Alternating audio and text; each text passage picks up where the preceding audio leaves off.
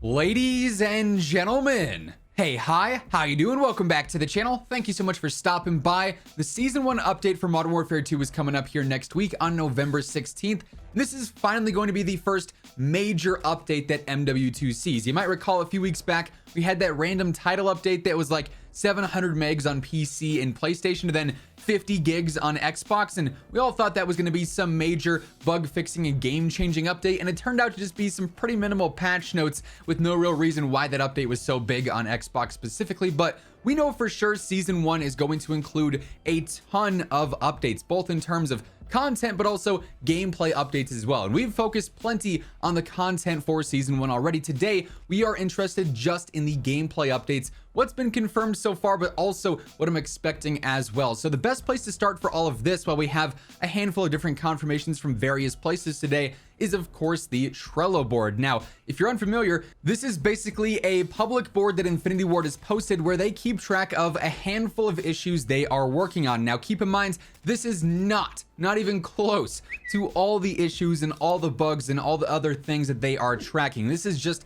some of the things that they choose to share. I don't know how they choose what they share and what they reserve for patch notes later on, but it is what it is. Most of the time, this is where some of the more, concerning updates are talked about. If there's major things being talked about on social media, constantly being tweeted and reported and posted on Reddit and stuff like that, they'll likely end up adding it to the Trello board. But again, I just want to reiterate, this is not every single change we can expect for Season 1. But first up here, PC stability. Honestly, stability across the board is not great. I'll touch more on that later on into the video, but PC stability, when it comes to your drivers, I think NVIDIA did just put out a brand new driver update, a game ready driver that has stability fixes for MW2. So there is that if you're looking to download that in the meantime, but they are, working on a grander update for stability on PC, but also over on console as well with the various crashes and issues there.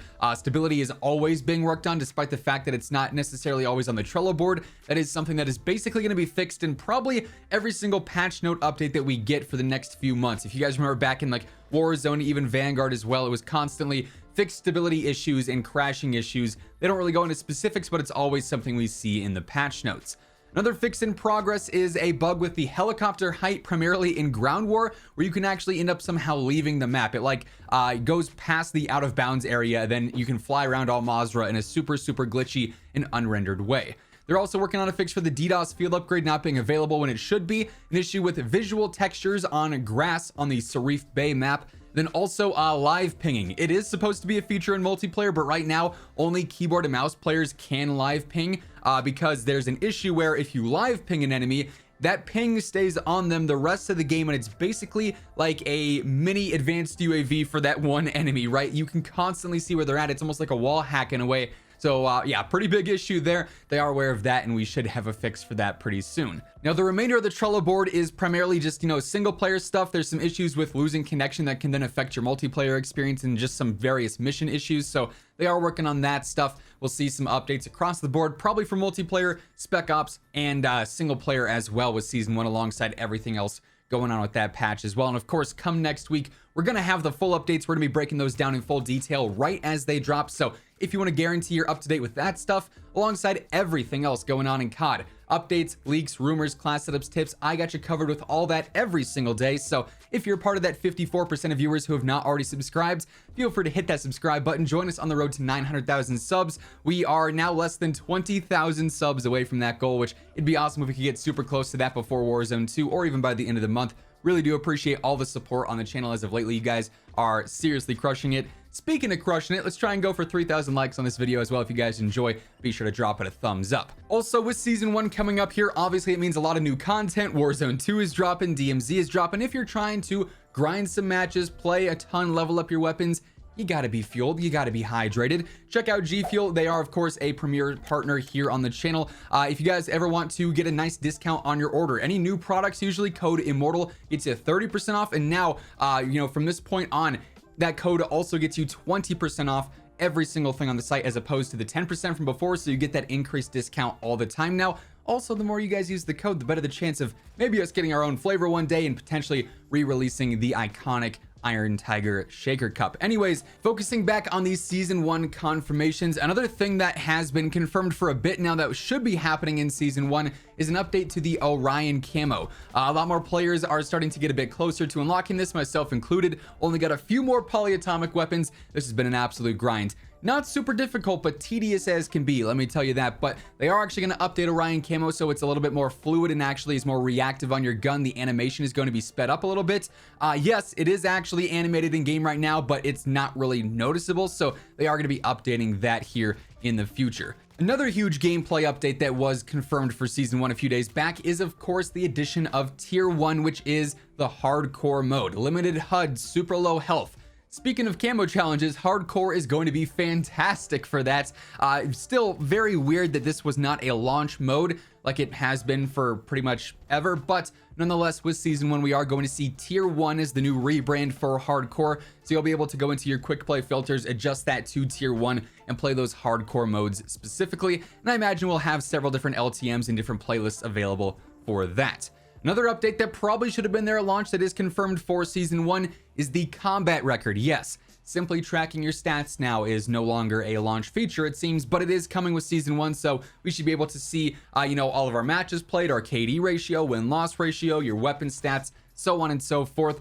There's no reason to believe that it wouldn't, not be tracking already. They have all the server-side stats already stored. That's why you can log on and, maintain the same level and all your progress and everything. So they have all the stats there.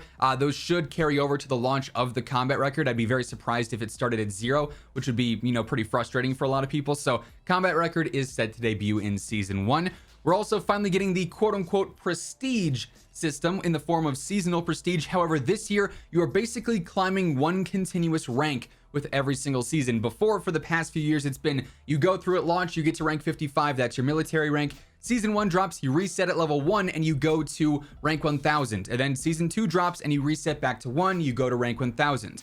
This time around, every single season has that hard cap for your level. So this time around it's going to be 250. So prestige 1 is technically rank 100, and then 150, 250, so on and so forth. As you increase every 50 levels, that's technically 1 prestige. And then, like I said, this season you'll get stuck at 250 if you go all the way up. Then starting with season 2, that'll increase. You'll be able to go to 300, 350, 400, 450, all the way up with each new season. And as you unlock those new prestiges, you'll end up unlocking new challenges, which is another confirmed update. We are finally going to get some additional challenges, ideally for things like calling cards and emblems and actual rewards. We know for a fact there's hundreds of different calling cards, different emblems, stickers, charms, stuff like that available, and there should be plenty of actual career milestone challenges being added in alongside the prestige challenges and everything going on with that. So quite a few confirmed gameplay updates and content changes coming with season 1. On top of that, though, there's also a few other things I would expect to see and I would hope to see